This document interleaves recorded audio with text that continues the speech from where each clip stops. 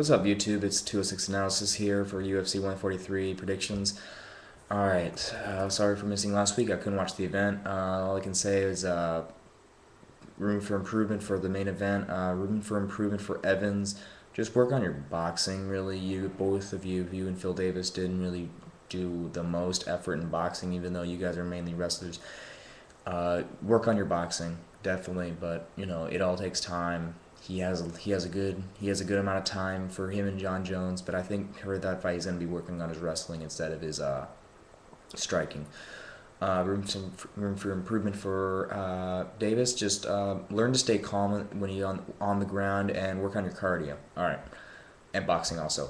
All right, so let's get started. Now the main card for UFC 143: Ed Herman versus Clifford Starks. Ed Herman, they're both prospects. You could say that you're going through a perfect. You're going against wrestler versus jiu-jitsu, and I'm thinking the wrestler most likely will prevail in this one. Ed Herman is the jiu-jitsu practitioner, and Starks is more of the wrestler. In this fight, I think it's just gonna be it's gonna be a ground matchup. I think Starks is going to most likely take down Herman and try his best, But knowing Clifford Starks' last few fights, his fights with who was it, Dustin Jacoby, I think it wasn't that the most impressive. He did the easy 1-2. Not I'm just kind of just elaborating. He'll do like a 1-2. He'll shoot for the takedown. He just did that. It wasn't that really impressive. It just showed some basic wrestling. Basic wrestler move, which didn't really impress me when I watched him fight. So in this fight, I expect him to take it to the ground, and I'm thinking it's gonna be Ed Herman probably getting the submission probably in the first round, and I think Starks is gonna go back down to the undercard where I think he most likely he should stay for right now. He's not ready. All right, now next fight. What's the next fight? Renan Barrow versus Scott Jorgensen. Now Scott Jorgensen. Now you're talking about Scott Jorgensen, a man of very high activity. He really works on his striking and wrestling. He is right now. He's running on confidence at the moment. He wants to get back to He wants to get another title shot against Dominic Cruz, which he failed back in December of 2010. He wants to come back and he wants to prove that he deserves another shot. And right now he's going against Renan Barrow, who Renan Barrow was. I think Renan Barrow. He has pretty good. He has good submissions, but knowing how Jorgensen was able to beat who was it? I'm trying to find Jeff Karan, who is pretty good, who is a pretty decent grappler. Knowing how he beat him, I was pretty impressed with Scott Jorgensen. I think most likely for this fight, I'm thinking it's going to be Jorgensen coming out with another aggressive, very aggressive. I think he's going to really want to take it to the ground, and I think Jorgensen's probably might be able to get a TKO. I think he's gonna I think he might be getting a TKO due to his fact that due to the grappling he possesses. I think he most likely will be able to pass the guard, get to the side mount, maybe full mount. Full mount's really tough to achieve nowadays. Is a very tough position to achieve. So I don't know if he's gonna be getting that. I think he's gonna most likely win via TKO in the first round or second. My pick's first round, second round, or not. That's just my main prediction. I could see this fight going to the decision because of the grappling. Both are grapplers, so both of them are high cardio. They're just really. I think I'm seeing this fight more on the mat, just playing on the ground, not much striking. So I'm seeing that Scott Jorgensen probably will most likely get the TKO in the second round or ground out a decision. All right, next fight: Josh Koscheck versus Mike Pierce. Josh Koscheck's a very, very great wrestler. Pierce, good wrestler, but again, he has had problems with superior wrestlers, like not to mention Mike Pierce versus I think it was John Fitch, which he didn't do as well as you think he would.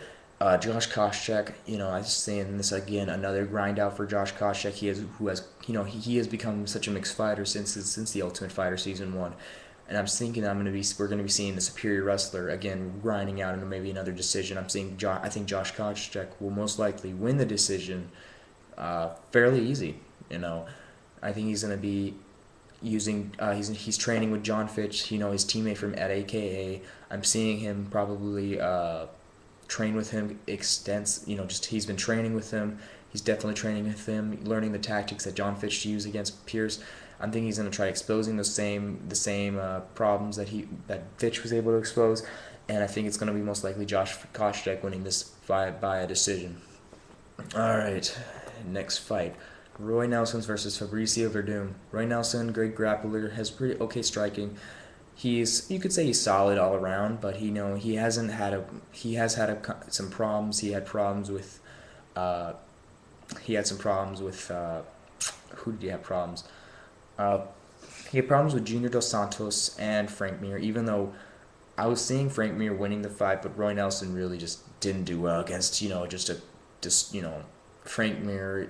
Knowing Frank Mir nowadays, he's never going to be a striker again. He'll never be the striker that we used to see because of his glass jaw, basically his glass jaw. We saw it in the Minotauro fight, and so seeing Roy Nelson not being able to beat him, not trying the best striking, not trying to really perfect the striking and work on the takedown defense, clinch grappling defense. He could have won that fight via knockout or TKO in the first round, but he didn't. So I think this fight will be it's going to be a tough one to predict since both of them are grapplers. Fabricio Verdum, very much a big fan of the grappling, with jiu-jitsu being very well known for his submission over Fedor Emelianenko, being able to outwork Antonio Bigfoot Silva. I think that in this fight, I think it's going to be most likely maybe a late knockout for Nelson, which I think it's going to be most likely Nelson taking this fight due to the striking and Fabricio Verdum's very ineffective striking, which we saw which he really didn't he didn't really want to use, but back in his fight with Overeem, even though that fight was just boring as freaking hell. So in this fight, I see Roy Nelson probably taking the fight via late TKO or KO, and Fabricio Verdum going back to Strikeforce. I don't see him staying. All right, now to the next fight, main event: Nick Diaz, Carlos Condit. I see this being a good fight for the first couple rounds, maybe, due to the fact is that Condit is very aggressive. Even though, here's the thing, I predict Nate Diaz to get the TKO because 5 rounds is a very long time. He could have knocked out Penn. He could have. He could have, but knowing BJ Penn, a man's a warrior. The man is a definite warrior, and he'll go in. He will try his best. Penn puts on great shows, but he got his ass kicked his last fight, and he looked like shit after the fight. And that's when we saw that Nick Diaz is not a joke, which I always thought he was never a joke. I always liked Nick Diaz during his time in the UFC, his first run in the UFC, and his time outside of the UFC, seeing him go through many fighters after his TKO loss to KJ Noons, just seeing him go right through guys, just going through many guys. I won't name them because the list can go on, but knowing the guys that he's basically dismantled, knowing his power behind his punches, his Stockton snap or Stockton slap. The Stockton slap is very effective because again he's a lot slower, but the thing is, it always connects for some reason. He seems to connect. He seems to really get fighters, and most fighters when you're consistently getting connected with punches, it's very uncomfortable. And Condit, knowing his aggressiveness, it's going to bounce back and it's going to get to him, and he's probably going to get way too aggressive. That Nick Diaz will have what his brother's success, which his brother isn't as good as his brother Nate isn't as good as Nick, but you seeing how he was able to easily beat Donald Cerrone proves that their striking is most likely going to be the future of the UFC. So for this fight, I see that Nick Diaz taking the fight, maybe be early, but I don't think it will be early. Knowing Condit, he's a tough fighter. And I think for this fight, I think it's going to be easy for Diaz to win this fight.